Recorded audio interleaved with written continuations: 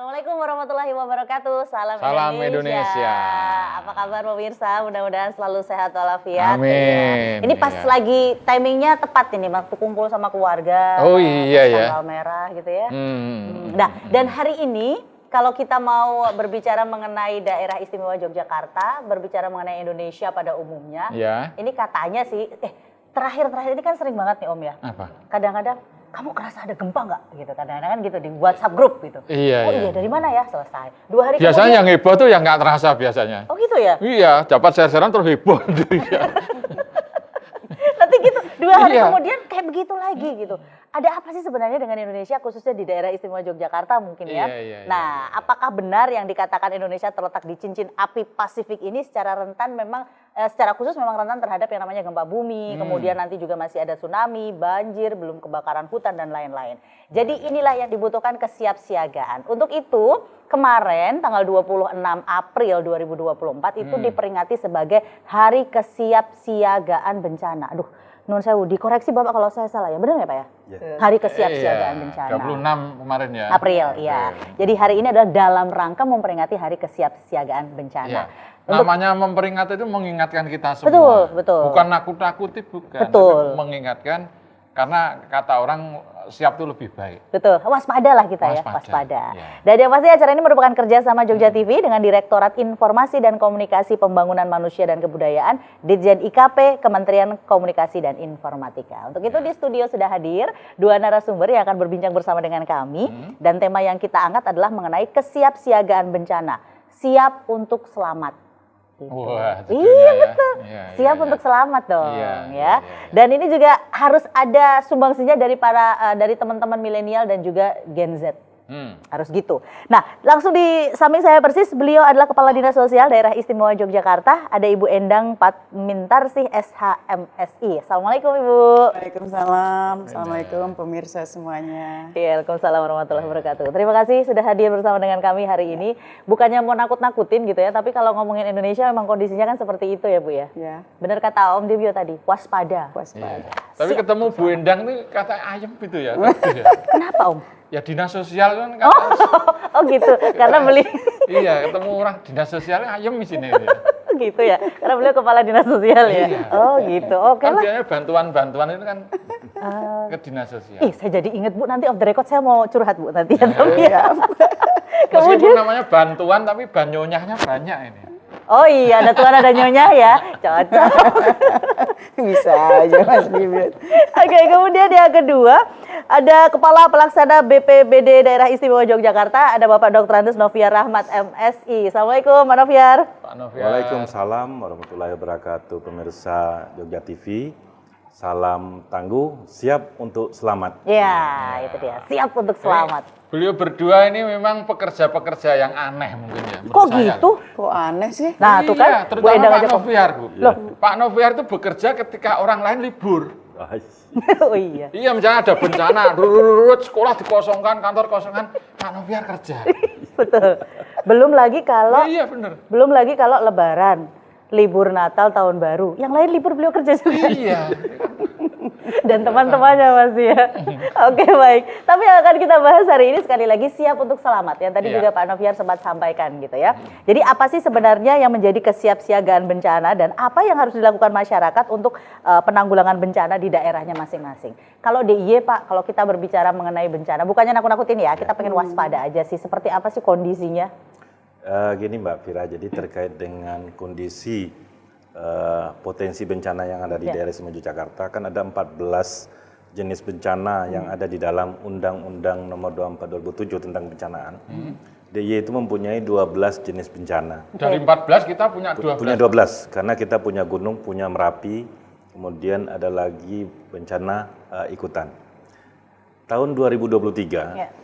kita terjadi 1.418 kali bencana. Yang terbesar atau yang paling banyak itu adalah bencana tentang kebakaran. Nah, diikuti dengan tanah longsor. Dan hari ini pun kita masih dihadapkan dengan situasi potensi bencana hidrometeorologi, Itu apa tuh? yaitu terkait dengan curah hujan yang cukup tinggi Oh, iya. yang akan berpotensi untuk terjadinya bencana banjir tanah longsor, angin puting beliung, kemudian juga potensi gelombang tinggi yang ada di pantai selatan.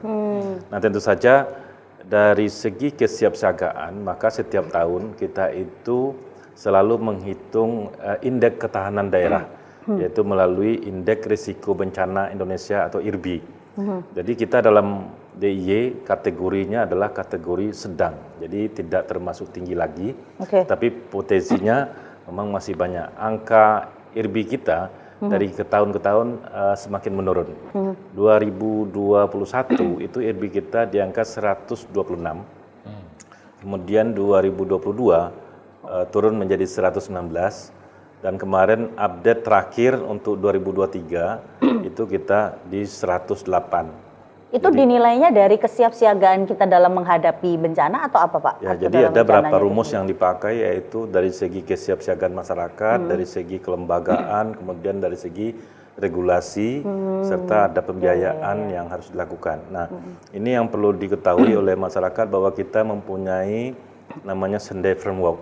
Apa tuh Pak? Yaitu ada perjanjian 45 negara yang berpotensi terkait dengan bencana, bahwa tahun 2030 harus bisa mencanangkan daerah yang tangguh terhadap bencana. Jadi dari segi tahunnya tinggal lebih kurang 6 tahun lagi kita harus bisa DIY ini mencantum atau mencanangkan provinsi tangguh bencana sesuai dengan perjanjian atau Sendai Framework. Nah ini yang menjadi pedoman kita dalam bertindak.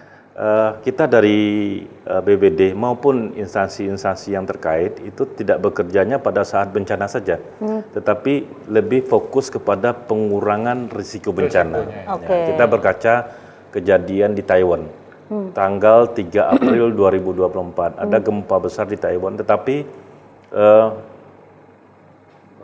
korban yang berjatuhan tidak terlalu banyak. Karena masyarakat Taiwan itu siap menghadapi bencana. Kita 2006 kejadian gempa besar di Jogja yang meninggal lebih kurang 6.000 orang. 2010 terjadi Merapi yang meninggal lebih kurang 350 orang. Jadi cukup tinggi. Nah ini yang kita harus bisa mengurangi terkait dengan korban-korban. Karena kalau bencana sendiri kita tidak bisa mengurangi karena itu adalah kehendak ilahi. Nah, sehingga yang bisa kita lakukan adalah menyiapkan kapasitas masyarakat untuk menghadapi bencana. Pertama, memang ketika terjadi bencana itu yang bisa melakukan pertolongan itu adalah diri sendiri. Ya, sehingga masyarakat siapapun harus bisa melakukan penyelamatan. Kemudian baru keluarga. Nah, baru orang lain yang melakukan atau relawan yang bisa melakukan pertolongan kepada korban-korban bencana. Berarti itu kalau misalnya untuk anak-anak nih paling pas ya kalau misalnya itu ada masuk kurikulum gitu Pak? Ya, jadi gini, kita di DIY ini sudah ada beberapa program dalam rangka pengurangan risiko bencana. Di satuan pendidikan itu yang dikelola oleh beberapa NGO yang bekerja sama dengan Dinas Pendidikan. Itu ada namanya SPAB, Satuan Pendidikan Aman Bencana. Kemudian juga ini juga akan masuk dari Korea, akan melakukan peningkatan kapasitas kepada anak-anak usia dini, yang juga fokusnya ada di Jogja. Kemudian yang sedang berjalan ini IDRIP dari Bank Dunia, itu di daerah Kulon Progo 6 kelurahan untuk bencana tsunami. Dan ke depan juga dalam waktu dekat ini kita juga dengan Bank Dunia untuk melakukan kesiapsiagaan masyarakat di sumber filosofi terkait dengan bencana. Baik, itu salah satu dari 8 program tadi ya. Oke, nanti akan kita lanjutkan lagi supaya lebih detail. Cuman saya mau ke Bu Endang dulu nih. Kira-kira kalau dari Dinas Sosial Bu, ini kan ngomongin tentang bencana gitu. Apa sih peranannya gitu dengan Dinas Sosial ini dalam penanggulangan bencana Bu? Iya, jadi jangan dikira ya Mas kalau berbicara Dinas Sosial itu hanya bansos aja gitu ya. Enggak ya. Jadi dalam peran kita juga antisipasi penanganan kebencanaan, Dinas Sosial itu kan mempunyai fungsi melakukan perlindungan sosial dan juga pengungsian. Nah, maka perlindungan sosial dan pengungsian ini yang kita punya kekuatan modal sosial di lapangan. Kita punya Taruna Siaga Bencana di DIY. Kemudian juga punya Pordam. punya punya juga dengan defabel siaga bencana. Oke. Nah, kemudian hal-hal ini yang kita mengantisipasi bagaimana melakukan kegiatan-kegiatan untuk antisipasi bencana.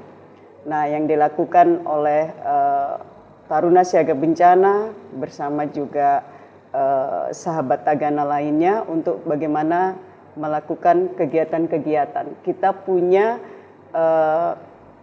posko-posko yang ada di 4 kabupaten dan di provinsi. Di DIY. Dan aktif terus Bu ya itu poskonya Aktif ya? setiap hari gitu. Bagaimana menginformasikan ketika ada informasi dari BMKG. Nah, ketika itu kita juga mengikuti. Kami juga Dinas Sosial punya di Pakem, di Gunung Merapi, di bawah, di radius 5 kilo terdekat gitu. Di Gardu Pandang itu? Di Gardu Pandang, ya kita punya CCTV yang dipunyai oleh Tagana. Untuk bagaimana menginformasikan aktivitas kondisi Merapi setiap saat itu on. Dan masyarakat bisa mengetahui informasi dari situ. Sering lihat Dari tuh. handphone ya Bu ya? Di channel YouTube ya Bu, kalau ada ya Bu lihat ya? YouTube Tuh, di kan? handphone kan bisa Ada tuh. lewat handphone. Jadi bisa gitu. Nah, ini yang kita juga mengedukasi masyarakat. Kemudian kita juga dalam mengedukasi masyarakat, karena masyarakat yang paling penting ini. Kalau pemerintah ketika sudah terjadi bencana, baru pemerintah kan juga melakukan penanganan kebencanaan. Tapi bagaimana mengedukasi masyarakat. Nah, kita itu punya program Tagana Masuk Sekolah. Oh, oke. Jadi kita punya 11 sekolah SD sekarang yang sudah punya tim untuk bagaimana mensosialisasikan ketika terjadi bencana. Oke. Begitu. Kemudian kita juga menumbuhkan kampung siaga bencana di semua kelurahan. Nah, KSB ini adalah kelebihannya adalah kita mengedukasi masyarakat, membentuk masyarakat, dan di situ semua stakeholder berkolaborasi. Dan yang paling terpenting adalah Pak Lurah atau Pak Kepala Desanya yang benar-benar komit untuk itu gitu. Oke. Nah, lalu bagaimana kita edukasi, kita bentuk, kita kasih lumbung sosial, logistik. Jadi KSB ini Kampung Siaga Bencana ini punya lumbung sosial. Jadi ketika terjadi bencana, mereka sudah bisa membantu masyarakat yang terkena bencana di lokasi itu. Oke. Termasuk pelatihan manajemen distribusinya itu? Semua. Jadi ketika membentuk itu kita 3 hari untuk bagaimana mengedukasi kita diklat pendek gitu, untuk bagaimana SDM-nya, kemudian apa yang mereka lakukan, kemudian bagaimana distribusi bantuan, bagaimana melakukan juga penanganan, bagaimana mendirikan tenda. Karena bantuannya di logistik, di lumbung sosial itu juga ada tenda, ada permakanan gitu. Oke. Jadi kalau pemerintah kan laporan belum pasti kan langsung saat itu juga bisa hadir di lokasi bencana. Yang bisa hadir ya teman-teman ini ya. Iya, jadi masyarakat ini yang sudah bisa untuk melakukan penanganan saat itu. Kemudian pemerintah menunggu pemerintah hadir, tapi mereka sudah settle lah, sudah siap untuk penanganan kebencanaan. Yang pertama gitu ya. Yang pertama. Kalau di Kelurahan saya tuh ada kayak forum penanggulangan resiko bencana. Itu di bawah Bapak. Kalau yang di bawah Dinas Sosial namanya yang kita forum KSB. Kampung Siaga Bencana. Biar nggak overlapping gimana itu Pak Novian ngaturnya itu? Jadi gini Pak, perlu kami sampaikan bahwa BPBD itu mempunyai kata-kata bukan dinas, kita badan. Beda, dinas badan. Ya, badan itu mempunyai fungsi satu koordinasi. Jadi selaku koordinatornya adalah BPBD. Yang kedua adalah fungsi sebagai komando. Jadi ketika ada tanggap darurat maka komandonya ada di BPBD.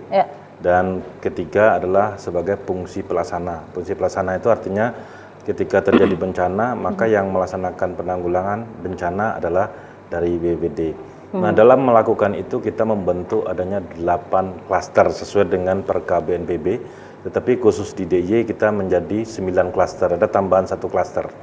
Apa itu klaster yang 8? Yang pertama adalah klaster dalam rangka melakukan pencarian pertolongan, yaitu dari Basarnas, kemudian dari TNI, Polri, dan para relawan.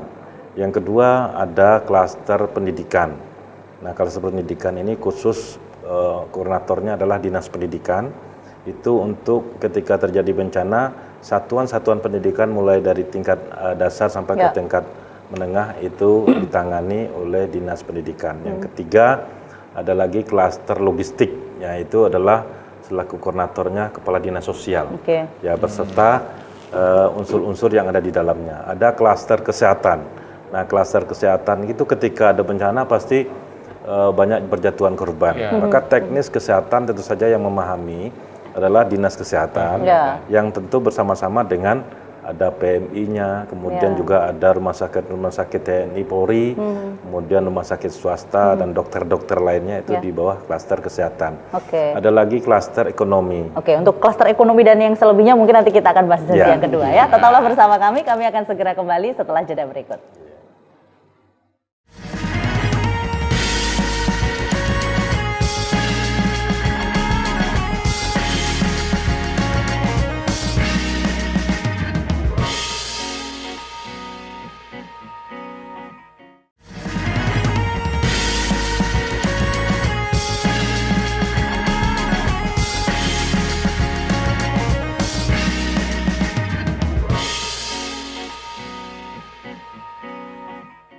Ya, terima kasih Anda masih bergabung bersama kami dan kita masih membahas yang mengenai kesiapsiagaan bencana. Siap untuk selamat. Iya.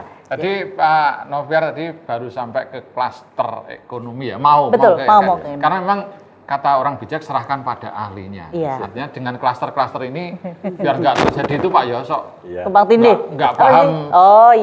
Apa mengobati korban, dia ngobati. Berbagi tugas. Berbagi tugas. Diplotkan yang pas sesuai dengan kemampuannya gitu ya. Kalau klaster ekonomi ini Pak. Seperti apa Pak? Ya, jadi saya lanjutkan untuk klaster ekonomi itu adalah Kepala Dinas Koperasi UMKM beserta unsur-unsur yang ada di dalamnya yang tugasnya juga adalah bagaimana menjaga melakukan perlindungan terhadap ekonomi masyarakat pada saat terjadi bencana.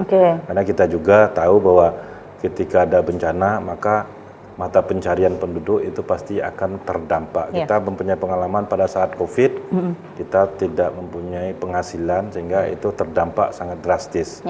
Yang berikutnya ada lagi klaster pengungsian. Nah, nanti ada yang mengenangani Kepala Dinas Sosial lagi, yaitu terkait dengan pengungsian yang termasuk di dalamnya permakanan pada saat pengungsian. Nah, logistik makanan ya. Ya, jadi yang terakhir di luar yang diatur BNPB ada lagi namanya klaster komunikasi informasi. Jadi pada saat itu juga Kepala Dinas Kominfo itu bertindak selaku koordinator. Nah, inilah klaster-klaster yang dilakukan sehingga BPBD itu mempunyai lambang segitiga biru. BNPB juga demikian.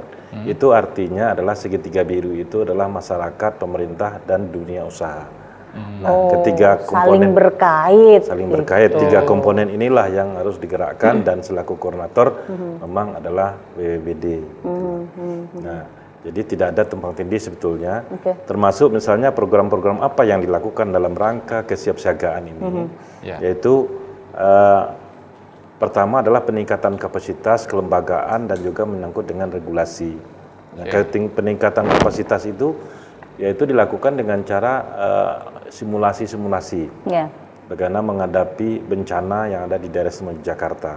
Tanggal 26 April kemarin, serentak kita di DIY, seluruh instansi pemerintah, satuan-satuan pendidikan mau mulai dari tingkat dasar sampai ke tingkat pendidikan yang menengah, perguruan tinggi, dunia usaha, kita melakukan simulasi terjadinya gempa secara serentak. Sampai hari ini kami belum menghitung berapa sih instansi yang ini karena masih terus bermasukkan video-video pelaksanaannya karena cukup banyak yang melakukan dan antusiasme masyarakat di daerah istimewa Jakarta itu cukup tinggi. Nah, kenapa kita lakukan simulasi ini? Bahwa kita untuk melatih kesiapsiagaan masyarakat ketika ada bencana. Jadi mulai dari melakukan penyelamatan karena penyelamatan itu 30% itu dilakukan oleh diri sendiri. 30% dilakukan oleh pihak swasta. Kemudian 40%-nya baru dilakukan oleh pemerintah, 30% oleh pemerintah dan 10%-nya oleh para relawan.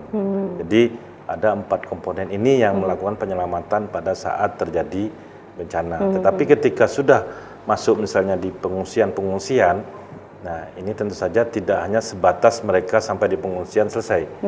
Karena di situ ada lagi asesmen yang harus dilakukan.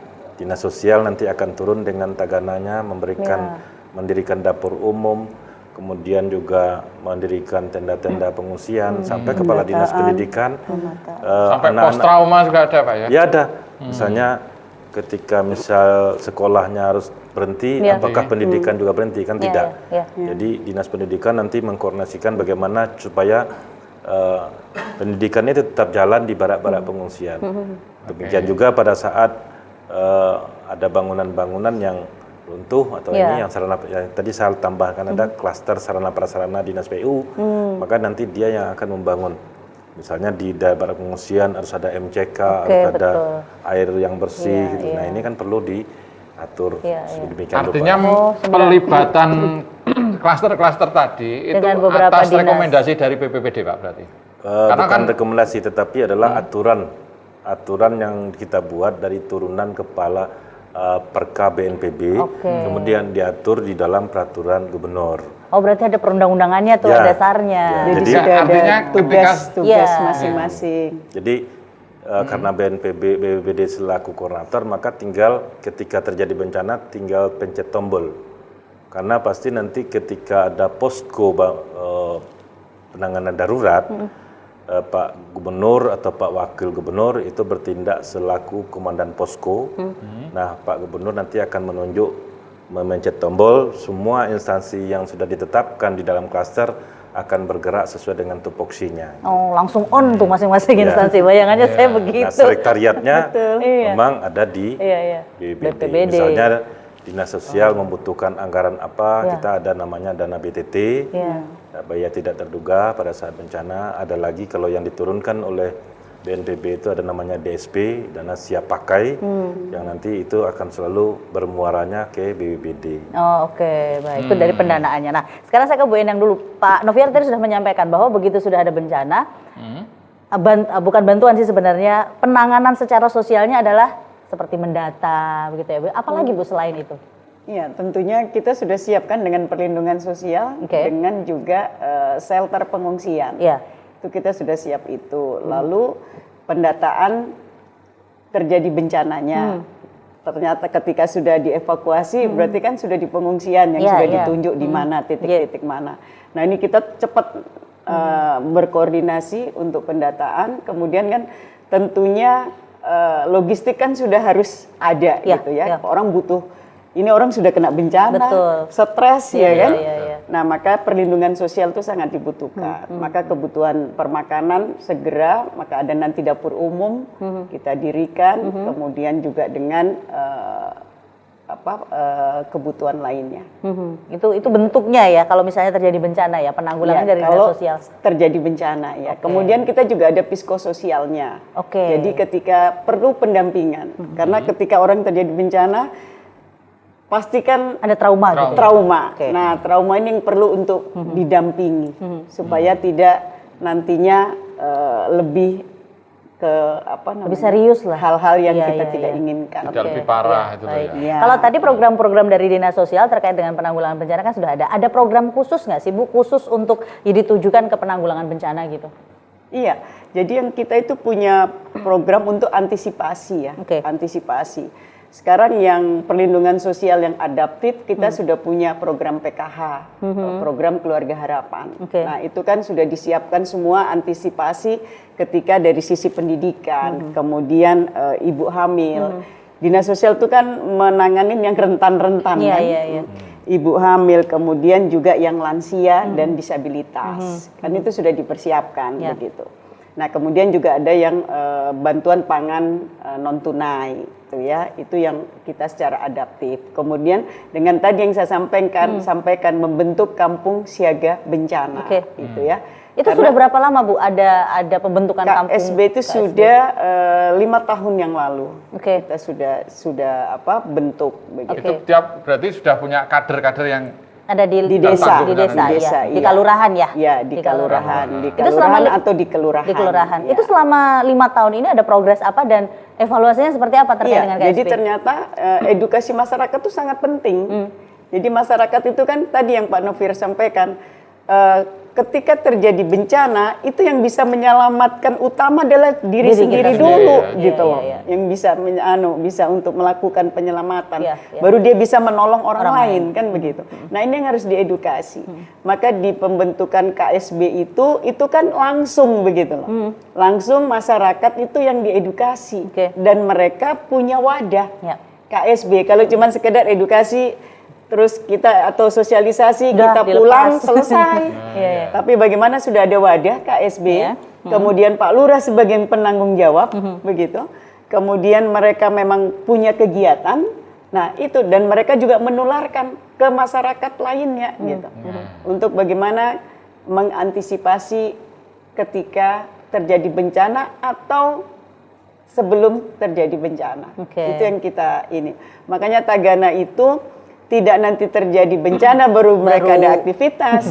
Sekarang tiap hari itu kami kan punya posko, punya posko. Jadi tiap hari itu saya itu di ruangan itu bisa mengetahui kegiatan mereka apa saja, aktivitas apa. Dan ketika terjadi apa-apa, itu informasi saya juga bisa langsung gitu, bisa tahu begitu. Jadi seperti contoh nih beberapa nah contoh nih sekarang ini kan baru serem-seremnya DIY angin puting beliung nih yang angin kencang 3 hari lalu kan luar biasa karena rumah saya di Kalasan di Kalasan tuh kemarin 2 hari itu benar-benar anginnya kencang banget. Nah, bagaimana mereka keliling untuk mengamankan menebang pohon. Itu aktivitas nyata, mengajak masyarakat untuk peduli gitu. Nah, ini peran Tagana, Taruna Siaga Bencana. Jadi mengajak gitu, mengajak tidak hanya sebagai penonton, nanti ketika terjadi bencana juga nggak paham begitu.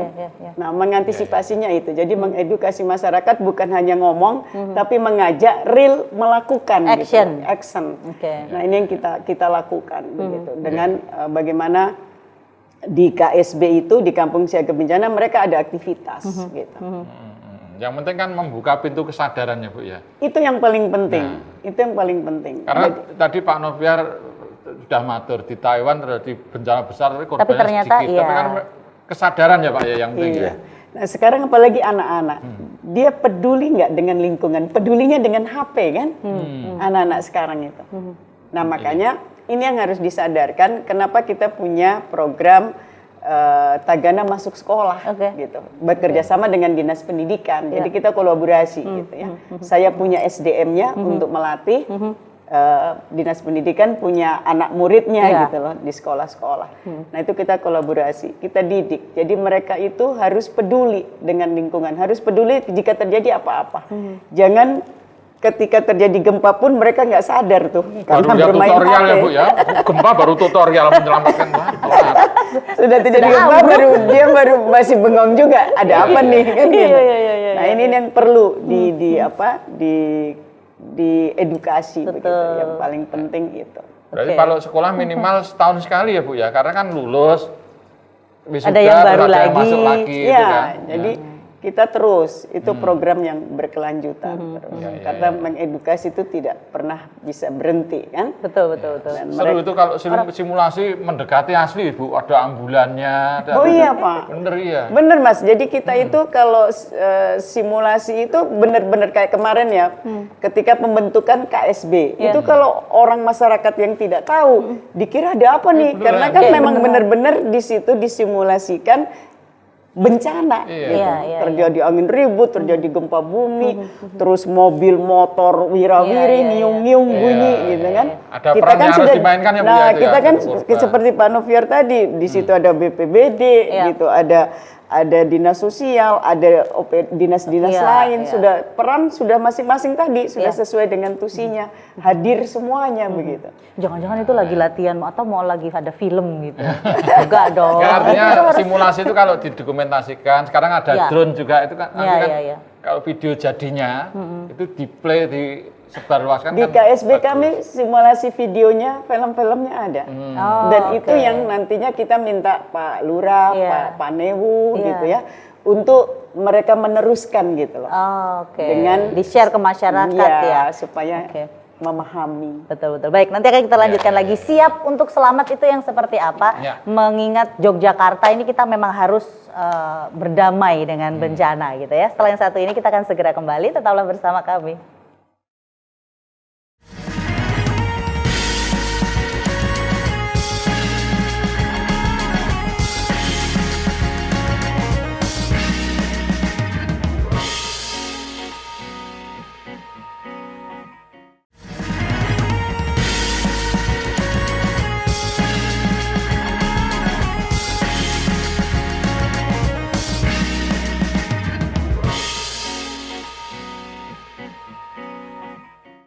Ya, bincang hari ini kembali lagi dan tema kita masih sama yaitu mengenai kesiapsiagaan bencana. Jadi siap untuk selamat. Nah, kalau tadi sudah dibahas bahwa ternyata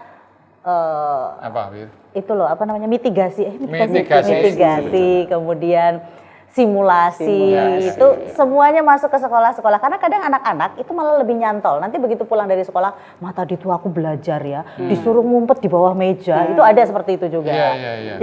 Jadi kalau misalnya itu masuk ke sekolah kayaknya salah satu jalan juga anak jadi mulai. Tapi jauh sebelum ada simulasi seperti itu, zaman saya termasuk yang rajin, Bu. Rajin apa? Melakukan mitigasi itu. Mitigasi lainnya pada diajar ini saya sudah sembunyi di bawah meja. Takut gempa saya. Kok ini ya? Tiap nggak kerjaan PR saya selalu. Oh beda urusan, itu Anda sembunyi dari kenyataan.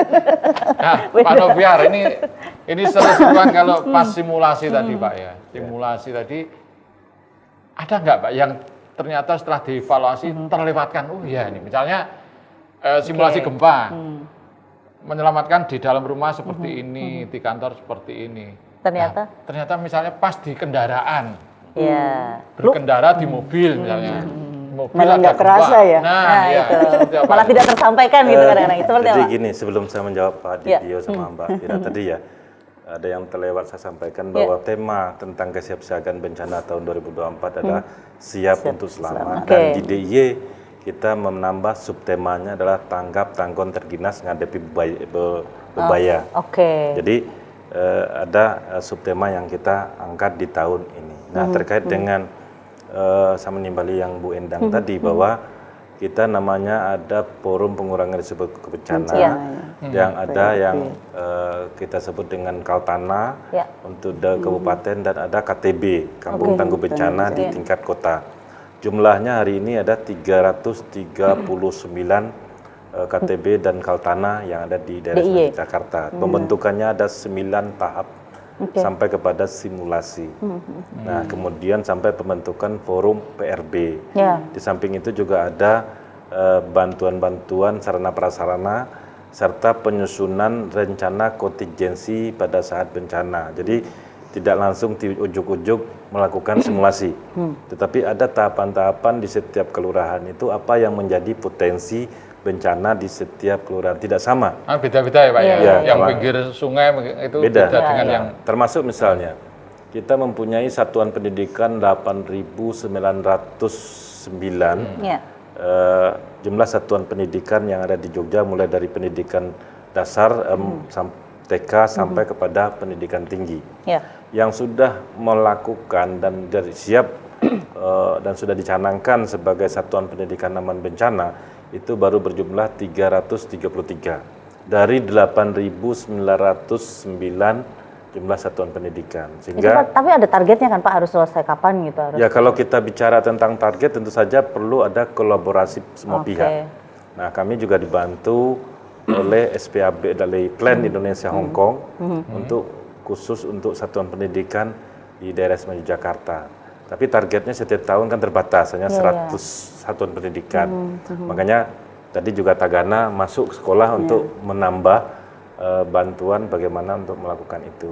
Percepatannya. Nah, ketika misalnya dari Pak Didio tadi, apakah ada evaluasi? Ya jelas, karena kemarin tanggal 26 April, semua instansi melakukan simulasi tentang bencana. Ada beberapa hal yang memang kita lihat dalam simulasi yang sudah dikirim ke kami dalam bentuk video. Nah, jadi ketika terjadi gempa, kita di DIY selama 2023 ada 15 kali gempa yang dirasakan. tetapi ada 1.500 kali gempa yang tidak dirasakan. Jadi selama 1 tahun. Nah, bagaimana menghadapi gempa? Itu kan sudah ketika kita misalnya melakukan rencana kontingensi, kemudian juga mitigasi, serta melakukan simulasi itu, ada teknik dalam menghadapi gempa, yaitu dengan cara berlindung, berlutut di tempat yang ada di lokasi. Kemudian setelah aman, baru keluar ke titik kumpul, melalui jalur-jalur evakuasi yang sudah dibangun di setiap gedung-gedung. Nah, karena kalau kita bicara gempa, orang tidak akan pernah kena korban gempa. Sebagai bukti, misalnya gempa dengan kekuatan 8,7 skala Richter. Ketika kita berada di lapangan, nah itu tidak apa-apa. Tetapi orang menjadi korban ketika dia berada dalam gedung, sehingga dia kena korban ketika kena runtuhan. Yang disalahkan gempa, padahal yang salah bangunan. Sehingga ini edukasi itu. Kemarin juga ada yang ketika terjadi misalnya simulasi gempa, itu langsung lari. Nah, langsung lari. Padahal itu berbahaya sebetulnya. Ya, ketika masih ada runtuhan dia sudah lari. Tapi dia harusnya melakukan perlindungan dulu. Nah, ini tentu saja hasil evaluasi kita akan melakukan edukasi lagi. Itu tidak hanya terjadi di masyarakat saja, juga terjadi di lingkungan pemerintah. Ya, artinya bahwa bagaimana menghadapi satu rencana kontingensi terkait dengan bencana gempa itu masih perlu kita evaluasi. Ya. Kalau kita misalnya tadi Pak Dibio, bagaimana yang di kendaraan ya. Nah, itu kan juga ada rencana kontingensi ketika misalnya bagaimana menghadapi gempa ketika yang ada di kendaraan. Nah, karena biasanya kita ketika gempa di kendaraan kan tidak terasa. Yang kita lihat cuma orang berlarian, kemudian orang panik, kemudian kendaraan-kendaraan pada lari semua menuju ke titik ketinggian, apalagi ketika ada isu-isu bahwa itu akan terjadi tsunami. Nah, kadang-kadang orang panik, kemudian tidak memperhitungkan lagi bagaimana aturannya berlalu lintas, yang penting dia selamat. Nah, ini yang perlu kita edukasi kepada masyarakat. Kata kunci pertama menghadapi bencana itu adalah tidak panik. Karena ibaratnya ketika kita melakukan latihan atau melakukan simulasi-simulasi itu sama dengan latihan ketika terjadi bencana. Namun ketika terjadi sebenarnya, itu apa yang disampaikan pada saat latihan atau simulasi itu lupa semua. Nah, akhirnya hanya berlarian dan tidak tahu mau ngapain. Gitu. Padahal waktu simulasi dia tahu apa yang harus dilakukan. Ya, karena biasanya panik kan. Oh, gitu. Kalau sudah terjadi bencana kan panik. Panik. Kalau pas latihan mungkin tahu ini latihan. Iya, latihan gitu. Berarti kita harus begitu bencana, ini baru latihan gitu ya, biar nggak panik. Enggak, kalau bencana siapkan aja. Kenapa? Harap tenang ada bencana. Oh, gitu ya. Makanya kita di Jogja, kebetulan kami juga dibantu di samping oleh OPD-OPD terkait ya, seperti Dinas Sosial, Dinas Pendidikan, Dinas Kesehatan, kemudian instansi terkait. Kami juga dibantu oleh NGO dari luar negeri. Mulai dari Plan Indonesia, dari HI, dari ASB, dari Caritas Jermani, dari Plan Hong Kong, dan ada dari Yakum juga, dari Red Air, dari SHIP Indonesia. Jadi banyak yang bergerak di komunitas-komunitas itu. Dan kita juga dibantu di tingkat DIY, itu ada nama Forum PRB tingkat DIY. Jumlahnya sekarang ada 77 komunitas. Masing-masing komunitas jumlahnya ribuan. Jadi misalnya kita bicara tentang SAR ya. Sarda itu jumlahnya 3.000. Yakum itu jumlahnya ribuan. Nah, ini membantu kami dalam rangka melakukan kesiapsiagaan masyarakat. Karena bencana itu urusan bersama. Tidak hanya urusan BPBD. Kita di BPBD hanya mengkoordinasikan, kemudian selaku komandonya. Ini yang kita lakukan, bagaimana masyarakat itu bisa siap ketika terjadi bencana. Mbak Fida tadi menyatakan bahwa kita berdekatan dengan bencana, bahwa kita memang bersahabat dengan bencana. Prinsip itu harus kita tanamkan kepada masyarakat, tetapi kita harus bisa meminimalisir kerugian yang terjadi, terutama nyawa. Satu nyawa lebih berharga daripada uang berapapun. Ini prinsip dalam penanggulangan bencana. Jadi tidak ada kata rugi, tidak ada kata membuang uang ketika kita melakukan simulasi bencana. Tetapi $1 yang kita investasikan kepada masyarakat pada saat melakukan simulasi sama dengan keuntungan $7 pada saat terjadi bencana. Ada ininya. Ada hitung-hitungannya. Sehingga ini kita tidak bisa hitung-hitungan, oh ini bagaimana melakukan penguatan masyarakat, oh ini tidak terjadi, terus kenapa kita harus melakukan gitu. Bahwa bencana itu tidak dilakukan pada saat terjadi bencana saja, tapi adalah pra-bencana, pada saat tanggap darurat, kemudian paskanya. Nah, ini kalau terkait dengan pasca bencana, saya ke Bu Endang dulu nih. Penanganan seperti apa Bu kalau menurut dari Dinas Sosial yang tepat itu untuk pasca bencana? Ya, ini pendampingan yang psikososial. Jadi ini yang sangat penting. Jadi bagaimana merehabilitasi sosial mereka yang terdampak bencana. Jadi kan ya tadi Pak Noviar sampaikan ketika bencana itu adalah yang paling berharga itu adalah nyawa. Nah, ketika nyawa ini mereka juga sudah selamat. Ketika sudah selamat, lalu mereka kan pasti semuanya hilang ya.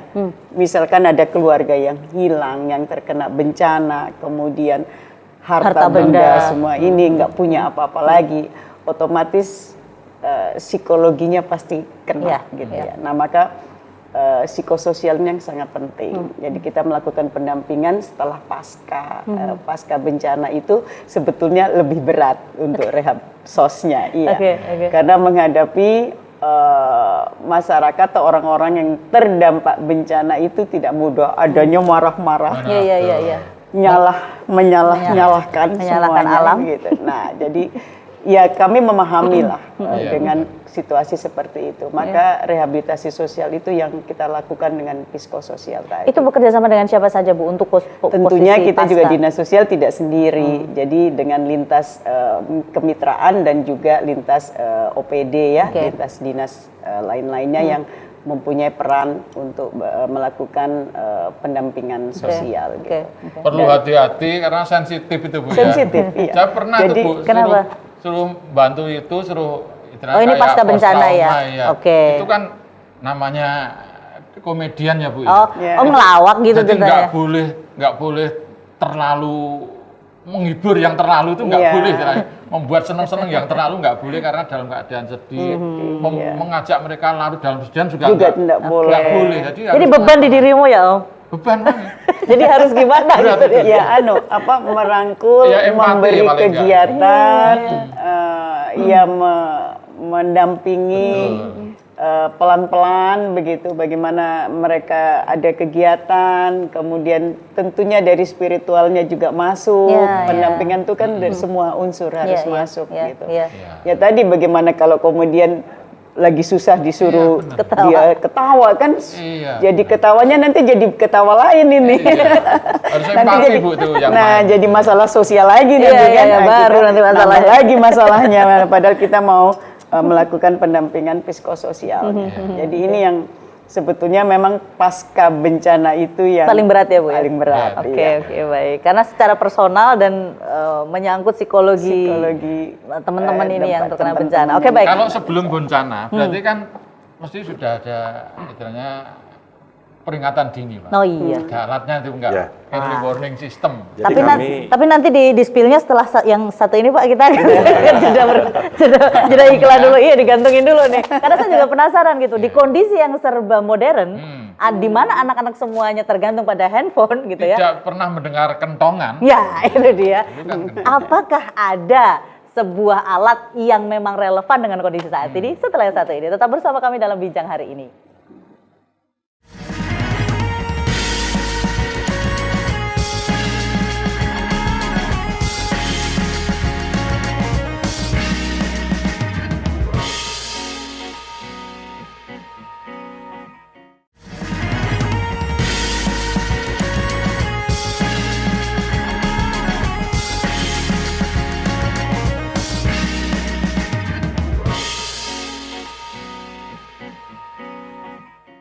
Siap untuk selamat gitu ya. Bukan itu temanya. Siap untuk selamat. Gitu. Udah nggak nanya lagi ya kan. Dan itu adalah temanya untuk Hari Kesiapsiagaan Bencana tahun 2024 yang diperingati kemarin tanggal 26 April. Tadi Om Tibio sempat menyampaikan bahwa pengen tahu, kepo kan. Ada nggak sih alat-alat yang sesuai dengan kondisi zaman sekarang, di mana anak-anak itu semuanya gadget mania pokoknya ya? Iya, benar-benar. Yang nggak pernah dengerin boro-boro. Kentongan 3 kali artinya ada maling, kentongan 4 kali artinya ada bencana. Nggak mungkin mereka begitu. Saya mau ngabari kalau ada maling mau nuduk kentongan, malah yang dimalingi kentongan saya. Hilang berarti. Oke, Pak Noviar, ini kan ada kerjasama dengan NGO, kerjasama dengan teman-teman dari luar gitu. Ada nggak alat-alat yang kekinian begitu Pak terkait dengan siapsiagaan bencana? Jadi terkait dengan kebencanaan ini kan tidak hanya tugas BPBD sendirian, tapi adalah kerjasama multi pihak, pentahelik, stakeholder. Yang pertama memang kita bergantung kepada BMKG, karena BMKG mempunyai suatu alat yang bisa memprediksi cuaca, karena itu menjadi salah satu sumber terjadinya bencana, sehingga per 1 jam dari BMKG itu akan melakukan update cuaca yang ada di daerah Semenanjung atau itu sampai kepada tingkat Kapanewon. Jadi hari ini jam sekian akan terjadi hujan di Kapanewon, itu akan ada tiap jam dikeluarkan oleh BMKG. Kemudian yang kedua terkait dengan geologi dan gunung berapi, itu ada BPTKG. Ya, sampai hari ini kita kan masih menghadapi level siaga 3 untuk Merapi, dan itu setiap bulan kami selalu melaksanakan rapat koordinasi dengan BPTKG, kondisi Merapi itu seperti apa. Kemarin juga kami rapat koordinasi di Kaliurang, di posko pantau di Kaliurang dengan BPTKG, dengan 4 kabupaten yang ada di sekitar Merapi, termasuk yang Jawa Tengah, untuk update situasi Merapi itu seperti apa. Karena kalau kita dari masyarakat awam tentu tahunya ketika ada erupsi, nah itu berbahaya. Nah, padahal ada kajian teknis yang bisa dikeluarkan oleh BPTKG. Nah, di samping itu kami dari BPBD juga mempunyai 41 alat early warning system yang terpasang di sungai-sungai yang ada di daerah DIY, dari Gunung Kidul, Bantul, Kulon Progo, dan Sleman. Dan itu memberikan sinyal ketika misalnya curah hujan itu mulai melebihi kapasitas, maka itu akan langsung memberikan sinyal kepada alat-alat kami yang ada di Pusdalop BPBD. Termasuk misalnya debit air, ketinggian di Sungai Code, misalnya, atau di kali yang ada di Jogja, itu kan kita sudah memasang. Nah, itu akan naik, dan itu ketika terjadi, maka kita sudah langsung memberikan informasi kepada masyarakat. Nah, di samping itu ada teknologi yang kita pakai, itu namanya aplikasi Pamor. Nah, Pamor itu bisa dipakai sampai hari ini sudah berfungsi sebetulnya. Kalau yang Pamor, ketika terjadi bencana maka langsung dilakukan pengisian di sana dan akan langsung ditanggapi oleh forum PRB terdekat. Oh, itu laporan warga maksudnya, Pak? Jadi warga misalnya di lokasinya ada tanah longsor atau ada pohon tumbang, maka langsung isi di Pamor, dan itu yang terdekat dari situ, dari forum PRB yang sudah kita bentuk, itu akan langsung melakukan penanganan. Kemudian lagi untuk yang dikeluarkan oleh BNPB ada namanya Inaris. Nah, Inaris itu bisa diinstal juga di Play Store. Ketika kita masuk ke suatu wilayah, kita akan diberitahu bahwa di sini terjadi potensi bencana apa. Oh gitu. Jadi ketika misalnya Inaris ini akan memberikan notifikasi. Nah, ada lagi yang dikeluarkan oleh BMKG itu kan, itu kebetulan letaknya yang di tempat saya atau di BPBD, itu mendeteksi gempa ada di mana saja. Itu khusus gempa, Pak? Ya, kalau yang dari BMKG di semua tempat di seluruh dunia, itu ada layarnya di tempat saya, itu terjadi di sini. Itu hampir tiap menit, tiap jam ada. Ada gempa ya, Pak? Ya. Jadi kami yang khusus gempa, dan ini skalanya dunia. Jadi kayak Pak Noviar, wah ini ternyata ya seperti tadi ya, oh di Taiwan ada, oh ini di sini ya, ada. Kita lihat. Pasti tahu ya? Bisa. Kita lihat di petanya itu, karena itu muncul. Termasuk skala berapa itu? Ada. Ada semua.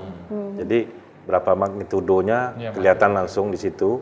Nanti terjadi titik-titik merah, oh ini gempa kekuatan 3,2. Terus tiba-tiba nanti muncul lagi titik merah di sini, keluar lagi. Ini. Itu nggak kredit, Pak? Bapak ngelihat itu di sini habis titik sini lagi, titik sini lagi gitu? Karena kita hanya melihat nanti yang berpotensi untuk DIY. Oh, Karena kan kalau DIY, nah itu kami akan langsung memberikan informasi kepada seluruh komponen, karena ada kami tim reaksi cepatnya, melakukan kaji cepat apabila terjadi bencana. Nah, ini sekarang kami juga sedang menelusuri dan juga bekerjasama dengan JICA Jepang, yaitu adanya aplikasi namanya Cosmos. Jadi kalau Cosmos itu nanti kalau misalnya sudah mulai diterapkan di DIY, maka seluruh masyarakat yang nanti akan memasang Cosmos di aplikasi, walaupun HP-nya dimatikan, walaupun sinyalnya tidak ada, dimanapun berada, maka kami dari Pusdalop BPBD DIY akan memberikan early warning system untuk melakukan evakuasi dan itu akan muncul langsung suaranya di HP. Oh, jadi ada notifikasinya gitu, Pak? Ya, langsung bersuara. Meskipun posisi handphone sedang mati ataupun sedang ada dicapai sinyal. percakapan, misalnya Pak, lagi Langsung- on tapi percakapan. Percakapannya hilang langsung itu yang muncul.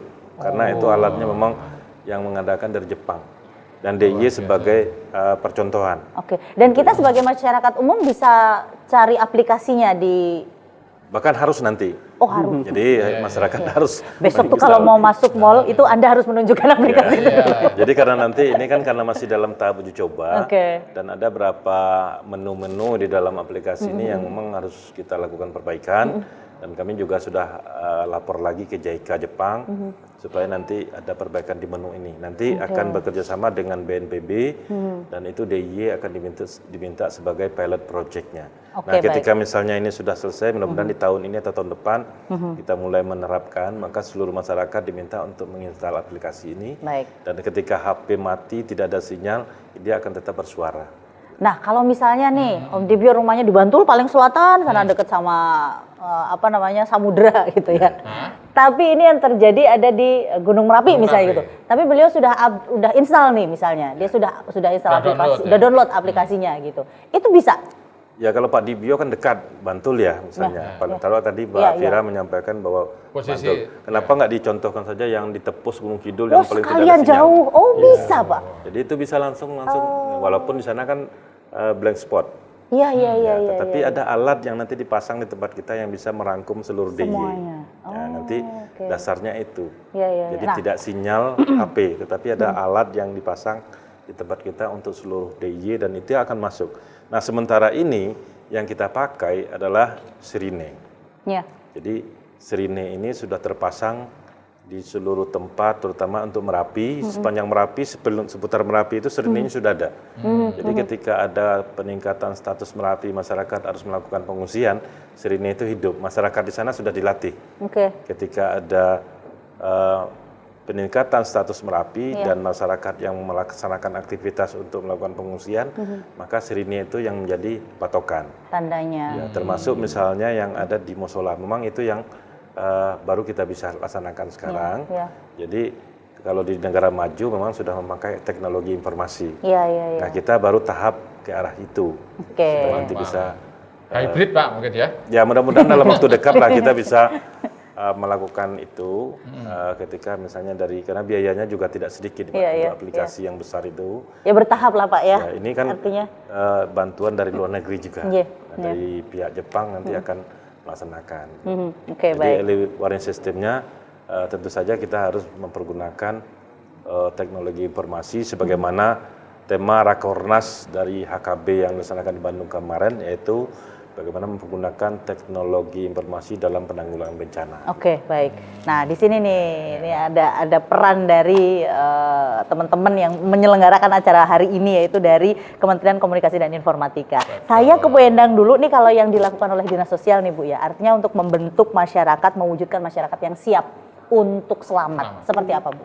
Ya, jadi kalau di kami ini kan yang tadi saya sampaikan, masyarakat yang rentan-rentan tuh pasti urusannya pasti dinas sosial kan gitu. Jadi kita harus berinovasi terus. Maka soalnya tadi nggak ada dinas individu. Dinas sosial. Jadi tadi yang Pak Noviar sampaikan, kita warning sistemnya sementara BPBD kan sudah mengembangkan dengan sistem untuk informasi ketika akan terjadi bencana kan kita harus antisipasi itu. Nah, di kami sendiri itu untuk yang defable, kita udah punya juga sistem itu namanya Devgandes. Jadi itu melalui sistem HP mereka. Yang defable itu HP mereka. Jadi ketika ada informasi bencana atau mau terjadi bencana, itu mereka tahu dari HP-nya. Mereka bisa lihat. Kalau terjadi bencana, mereka juga bisa tahu harus ke titik kumpul kemana untuk menyelamatkan diri. Nah, ini yang kita kembangkan. Maka ini yang tentunya sosialisasi, kemudian tidak hanya sekedar sosialisasi, tapi bagaimana kita mengajak untuk gerakan peduli itu. Jadi ini yang kita bangun di Dinas Sosial. Kemudian di samping program-program yang banyak tadi yang untuk perlindungan sosial, kita kan juga punya aset untuk bagaimana ketika terjadi penanganan kebencanaan gitu ya. Nah ini kan yang juga harus terus kita update begitu, terus kita lakukan, kemudian itu merupakan persiapan untuk jika terjadi bencana. Gitu.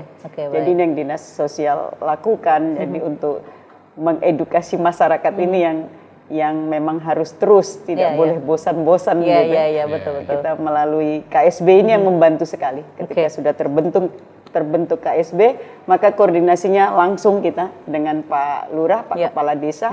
Nah ini yang nanti karena beliau yang dituakan di dalam wilayah itu yang akan berkoordinasi, kemudian kolaborasi kami juga selaku OPD dengan provinsi ya, dengan kabupaten kota, dan tentunya semuanya di bawah komando dari BPBD. Baik, Pak Noviar, ada mungkin yang ingin disampaikan kepada masyarakat Pak di closing statement dari BPBD?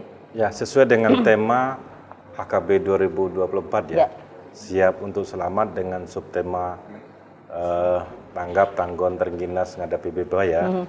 Maka kami mengimbau kepada seluruh masyarakat di daerah Semenanjung Jakarta untuk selalu siap siaga dalam menghadapi bencana, kemudian selalu memperhatikan early warning system yang diinformasikan, baik oleh instansi pemerintah maupun oleh instansi-instansi yang bergerak di bidang kebencanaan. Nah, terkait dengan bencana tidak boleh ditakuti karena kita memang harus bersahabat dengan bencana. Kapanpun itu terjadi tidak ada yang bisa tahu, yang tahu hanya yang Maha Kuasa. Sehingga kita sebagai manusia tentu harus menerima. Tetapi yang harus kita lakukan bagaimana mengurangi risiko terjadi bencana. Nah, untuk itu perlu ada simulasi, perlu ada latihan, perlu adanya peduli terhadap bencana. Jadi semata-mata adalah untuk menyelamatkan diri. Pembangunan bagaimanapun yang kita lakukan, apapun yang kita rintis sekarang, ketika terjadi bencana itu hilang semua. Kalau kita tidak siap.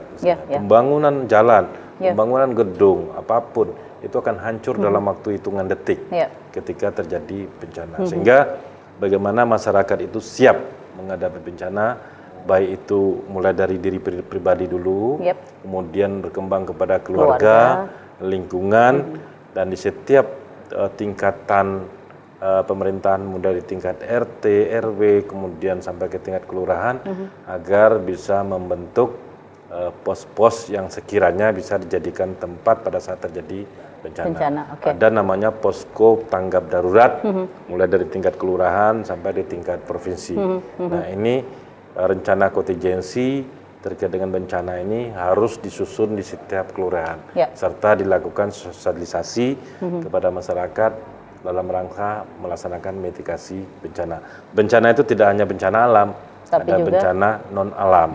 Yang sudah pernah kita hadapi juga. Seperti yang kemarin COVID selama 2 tahun, nah itu adalah bencana non alam. Nah, kemudian ada lagi bencana sosial, bencana karena konflik, bencana karena kegagalan teknologi. Nah, ini juga perlu kita waspadai. Mungkin itu yang kami sampaikan kepada seluruh masyarakat daerah Semenanjung Jakarta. Siap, salam siaga, salam tangguh, siap untuk selamat. Bukan lagi bertanya siap untuk selamat tidak, tapi siap untuk selamat begitu ya. Dan mudah-mudahan dengan apa yang sudah kita obrolin di sini bisa menambah pengetahuan kita, kemudian pemahaman dan kesadaran kita tentunya dalam kesiapsiagaan bencana. Dan kedepannya kepengennya juga para pemangku kebijakan juga akan selalu mensupport kesiapsiagaan bencana dengan kebijakan-kebijakan yang dibuat. Harapannya seperti itu. Pak Noviar terima kasih. Ya, sama-sama, Bu Endang matur nuwun ya. Sama-sama. Nanti mau ngobrol apa lagi? Nanti aja kita pamit dulu, nanti baru ngobrol di belakang. Dan kayaknya perlu digalakkan lagi. Kapan-kapan kita ngobrol lagi Pak Noviar, Endang. Tapi juga minta tolong dicek peduli di lingkungan, di RT RW-nya. Sudah jalan belum tuh? Udah ada belum jalur informasi evakuasi jika terjadi bencana. Kan itu semua sudah kita sosialisasikan, sudah kita. Tinggal aplikasinya di masyarakat kayak apa nih gitu ya? Sudah dilakukan belum? Baik. Terima kasih sekali lagi untuk pemirsa sudah menyaksikan siaran kami. Sampai bertemu lagi. Selamat melanjutkan kembali aktivitas Anda. Saya Vira Maya. Kita pamit dulu. Salam Indonesia. Wassalamualaikum warahmatullahi wabarakatuh.